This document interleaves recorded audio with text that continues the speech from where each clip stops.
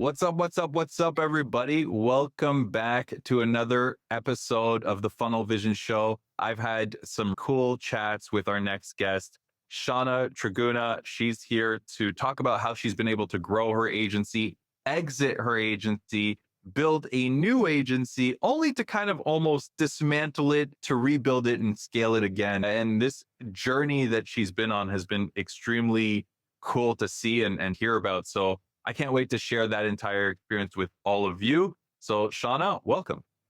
Thanks so much for having me. It was awesome to be here and get to chat with you. Yeah, it's going to be a lot of fun. I'm excited to hear a lot about what you've done and how you've been able to kind of grow and take your business and your agency and your mindset to kind of that next level. So, for those who don't know, let's start with your humble brag. Who are you? What have you been able to do for your client? What have you been able to do for your own agency? In other words, like, why should people listen to you? Awesome. Yeah. So I'll start sort of at the beginning. As you mentioned, this is where I'm doing right now is my current agency, but it's not my first agency. So I would say my humble brag to start off with is that my first agency, which was born out of the birth of Twitter and super early on when social media wasn't even a term that people use, it hadn't even been invented yet. My first agency was sort of born out of that. And it was completely by accident. There's two parts to that I'm super stoked about. One was I was just doing it on the side, doing it for fun. I was a corporate trainer in my past life.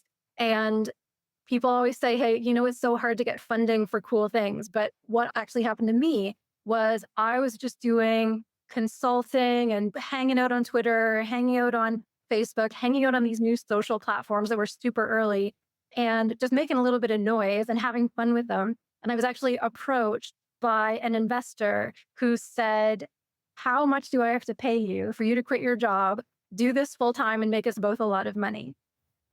And that's how first agency went from like consulting, playing around, just playing with the tools and getting to know stuff. That's how I went to first agency. Literally somebody threw money at me and said, go make a business out of this. And so did that for 7 years. And we did the agency to agency model because there were a lot of ad agencies and traditional marketing agencies out there. So it was a really easy model for us to scale without having to do a ton of sales or trying to convince people that social media marketing, because that's what we focused on in the first agency was social media marketing. We were called ReSoMe, which was short for relevant social media. And so by having agencies that already had a book of business that just wanted to add social marketing to their existing print ads or whatever they were doing, it was much easier for us to scale, get clients, and grow. A big flex that we had there is that agency was actually acquired. After I'd done that for about 7 years, I was looking for exit opportunities, looking for different things. And one of our clients, when they got wind of that, actually said, if anybody's going to acquire you, it's going to be us. So our first agency, one of our clients was like, we're not going to let you go. So we're just going to bring you in-house. Stayed there for a bit. And then now, I was there for a bit, then, kind of sat back and wanted to relax for a bit after I'd done agency life for a bit. And I was just going to do some consulting. So had my exit, did my time, and then went and did consulting. But then COVID hit. And when COVID hit, there were a ton of people and businesses out there that were just needing to get online, needed digital services immediately. And I could not sit by and just say no to these people whose businesses, lives were hanging in the balance. So I jumped in and said yes, and I did what I know how to do. And I flipped open an agency within the span of a couple of days, called all my old contractors, said, name your price, let's save some businesses. And we did. And so we've grown this business up a little bit differently. And I would say our flex now is we've really leaned into ABM. And we have a little internal target that we have multiple case studies for now, which is when we launch a new ABM client, which is account-based marketing, we take 100 clients and we want to get 80% engagement from those prospects within 3 months. And we have multiple case studies where we're nailing that consistently. And so we take a ton of pride in that. And it's an internal challenge that we hit most times. And I would say the ones where we don't hit it, I will say it's not always our fault. Sometimes there's some that we have to pause or hiccup. Yeah, we're pretty consistent on that. So those are my flexes. Acquisition, turning up an agency, growing up an agency within the span of days, and now hitting some crazy aggressive targets for our clients pretty consistently. Wow. Okay. So let's take a couple steps back because we went from basically a social media agency, really a social media kind of consultant to then growing a social media agency to then being acquired by one of your clients to then kind of having a little bit of break, realizing you're consulting, you're doing some stuff on the side with your time. And then COVID hits, you then decide, okay, I'm going to help a lot of these clients out. We spin up an agency out of that, get your old team back. And now you've kind of really refined this one agency to be account-based marketing, where a business that has a very clear ICP, a very clear ideal profile, you find 100 of them, and then you want to engage with at least 80 of those 100. So, I mean, impressive and very, you've gone through an interesting journey. Let's talk about the growth of the first agency and exiting that agency. I want to talk about what that was like. What was that process like? How did you go through the exit? Walk me through a little bit of what that process was like. Yeah. So, first, touching on the growth, as I mentioned, our model was mostly agency for agency. Not a lot of people knew who we were because we were white labeling for a lot of agencies that were out there. So, our clients were other agencies that already had clients that just wanted to add social to their roster. And so, we were able to grow very quickly just by adding, because every extra agency we added a book of clients, right, within a short period of time. Some of our growth, which I've replicated in the second iteration now too, was all relationship based, where we would get in with one key client, show them some pretty cool results. I am not shy about asking for referrals. Like, awesome. Okay, so you can see what we did. I want introductions to all of your business friends, all of your people in the industry. You tell me what trade shows I need to go to. And you and me are going to go and tell this story elsewhere, and we're going to get some more business this way. And what's nice about that, so number one, we got a ton of business, and it was all sort of referral, testimonial based business without having to write up a full case study. In our pitches, we were promoting that client and showing them how successful they were. And so it was very reciprocal. And I still use that model today. So you went through this process of, on one side, you were kind of this white labeled agency to agency model, but then you built a lot of relationships. Do you do agency to agency now with your ABM model? We do, absolutely. I would say it's less than 50% of our business now. We have some really strong client specific relationships. We tend to add a lot of value being able to have full FaceTime with technical clients. We definitely still serve agencies. We like to have those close tied relationships with the clients, especially the more technical, the more FaceTime and the more relationship building we need to have to really bring that value. We have migrated more. We do have a lot of partnerships now where we have other agencies where before we might have been white label and now we're coming in as a partnership, and we have referral agreements between the two organizations. So I'm not going to say that the model is completely changed, but it has shifted because we really want that FaceTime with that end user. And in white label, that doesn't always happen. Right. Like when you're the white label, your job is to deliver the service. You don't care as much about the results. You care more about, are you delivering on time? Most people who white label, the goal is margins and delivery versus the client, and the other agency has to deal with the client and the repercussions of poor results. Now, it doesn't mean you retain them, of course. I find that when you have to speak to the client, you definitely are a lot more accountable to be result driven versus deliverable driven. So I want to hear a little bit about the growth of that first agency before you got to the exit. What were your challenges? You started off on Twitter, you started off doing this, and then somebody came to you and said, hey, I want you to do this for us, and I want to make money with this. So growing an agency is not easy. What'd you do? What were your challenges? Do you remember specifically like some times where you were kind of really struggling to grow this? Because it sounds good. You grew it and then you exited. It's like what everybody wants, but that's not the reality. No, yeah, definitely there were some very stressful times. We got into this industry before the industry standards existed.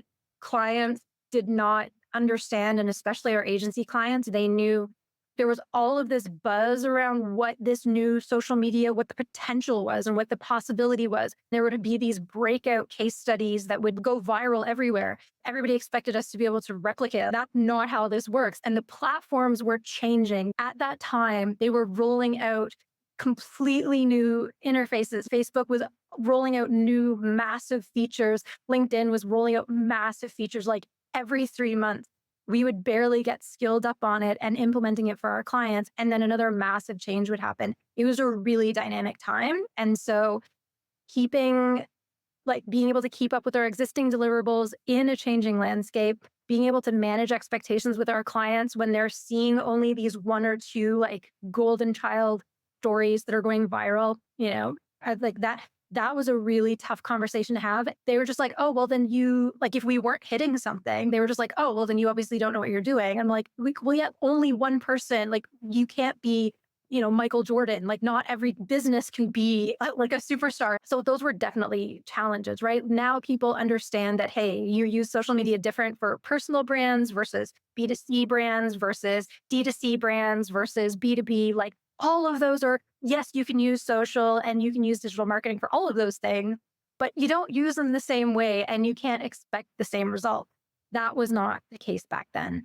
So growing was a lot of just showing what we've done before, committing to experimenting and being picky with clients that we took on that understood that, this was a new frontier. We were going to figure it out together, but our job was to figure it out. We had some clients leave us that thought we didn't know what the heck we were doing, but really their expectations were just unrealistic and they didn't understand what they were getting into. But then we had other clients who had no expectations and were blown away. So it was a very challenging time. Now there's standards, there's benchmarks, there's case studies across all industries and platforms. So it's a much easier way to manage expectations here. Yeah, clients still ask to go viral, but you can kind of chuckle and say, okay, well, here's what viral in your industry looks like based on these hundreds of case studies. So it's a much different space now. People are much more educated on it. Yeah, I always find it funny when people are like, I just want to go viral. And it's like, but okay. What do you mean exactly? So what was the tipping point then? If it, obviously you're talking about early 2010s then, right? What was the tipping point where things started to really ramp up before you even got to that acquisition stage? Or was it, you were growing steadily, but always ups and downs and challenges, and you're just kind of fed up and you're like, we have a really good service, but I just don't want to do this anymore. And then you looked for acquisition. What was that like? So the catalyst was actually the emergence of we were a social centric agency. And after those first few years, those sort of 6, 7 years that we were in it, the new players that were coming on board were players that were data first. They were app developers first. They were web developers first. They were coming in with these highly technical, integrated, embedded things. And our team was really strong on the native platform. And I wanted to be data centric. And so I knew we were going to start struggling if we didn't figure out a way how to integrate some of these more advanced. We were doing Google Analytics, we were doing all of the standard stuff, but I wanted to offer, because I knew it was now a possibility, I wanted to offer more. I wanted to be able to have more data. And I knew that that was a bit beyond my expertise at that time. So then you think, okay, well, if I can't do this by myself, what are my options? Mergers, acquisitions. And as much as I want to say we were successful, we weren't in a position to go and buy other companies. And so then the other option is have conversations with companies you can merge with as it can potentially acquire you that have those skills and can take you to the next level as you move from social media to a more digital marketing, completely integrated, full marketing stack, which is where it was going at that point in time. So that was, so that's what started the M&A conversations. We had some clients, and in retrospect, I probably should have told my clients ahead of time that this was sort of the plan, but I thought, keep that separate and then we'll just let them know what happened. But I did end up getting an inquiry out of another city that they were looking to get foothold in our region with the types of clients that we had. And so we were going through that M&A process they were looking to, we hadn't decided whether it was going to be one or the other, but they were a direct competitor to one of our clients, which was also in the software space. So that was a good fit for us. That was going to help meet the needs that I felt, and then we were going to fill a gap that they had. So we were just we were going through due diligence, but because it was one of my existing software client competitors, I gave them a heads up and I'm like, hey, by the way, I'm about to go through due diligence with this. If there's anything you don't want this company to know, let me know, or I'll give you the professional courtesy if we can terminate here at this point, just because I don't want to jeopardize your business and your marketing for that. Ethics and integrity are worth more than like the extra couple, dollars that you would have for having that extra clients on the book. And then that client responded by saying, we didn't know you were open to M&A. If anybody's going to acquire you, it should be us. And that company was Iversoft, a software company here in Ottawa.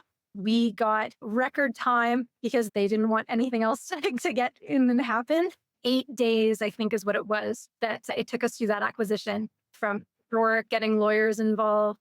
Just because we had the existing relationship, it made sense. Once I realized they were open to it and they realized what I was trying to do, then we're like, let's just do it. Let's just make it happen. Let's do this. And yeah, a week later, the paperwork was done. The week after that, we were moving into their office. Wow. I think there's a quick disclaimer. Don't expect 8 days for an M&A to fin by default, because that's impressive. That's really, really cool. Yeah, it shows you that like there's opportunities for M&A anywhere if you're really good with your client, if you have really good relationships. And that's a really good opportunity to find, okay, hey, one of these clients could be an acquirer of the agency.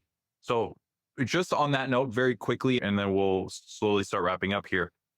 What's one tip that you have for that M&A process? So let's say somebody's looking to sell their agency. What's one tip that stands out that's like, this is something everybody needs to think about?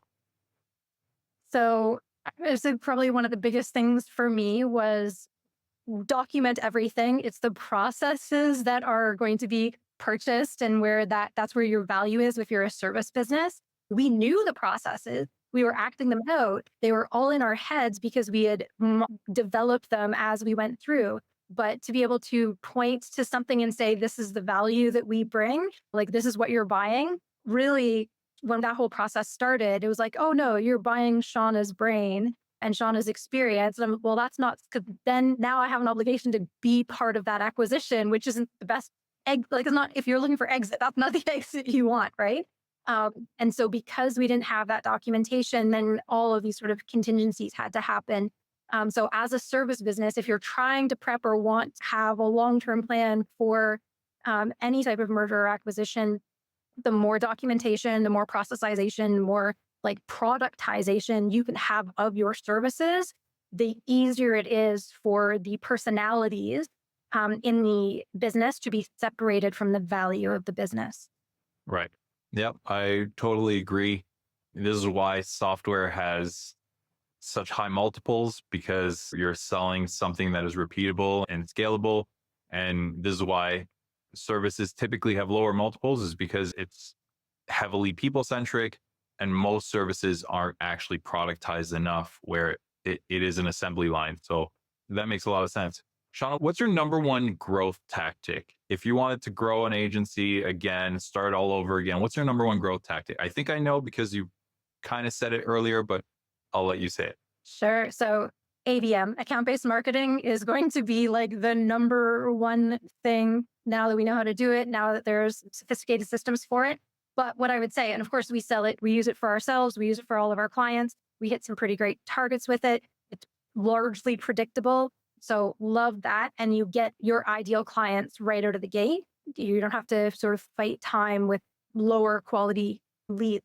But what I would say is that if you pair account-based marketing with real life relationship building, that gives multiples. Like you're getting multiples of return on that, because like if you're bringing it into the real world, you're using testimonials and referrals with an account-based marketing base. If you're able to niche into like an industry or a vertical or a community and be able to combine those two approaches, that's like magic happen.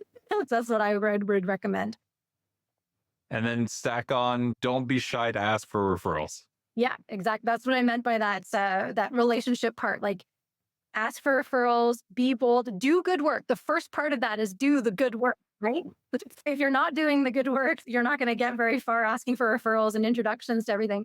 But if you can do the good work, if you can show the results, if you can impress people, then you can say, hey, and you don't have to go to their competitors. You're not asking for like to help their competitors compete against them, but like their entire supply chain, right? All of their partner, like anybody that's associated that could help them, that those organizations, they get amplified and elevated, that it's going to help this business. And a lot of our clients are interconnected with each other for that reason alone. Awesome. That's really cool. Shawna, where can people learn more about you? Awesome. So you can learn about the agency and ABM and content marketing at acclivity.agency. That's our website. You can learn about me and my consulting and speaking at shawnatregunna.com. I would invite everybody to follow and connect on LinkedIn. Love having these conversations and would love to have more of these. Yeah, LinkedIn is, I used to be Facebook and I'm like, yeah, I can't do it anymore. I can't go on that platform. So LinkedIn is definitely the best place to go. I appreciate you, Shawna. Thank you for sharing a lot of the insights around selling your, exiting your company, how you're growing again. And it's really cool to see. I appreciate your time. Thanks for having me.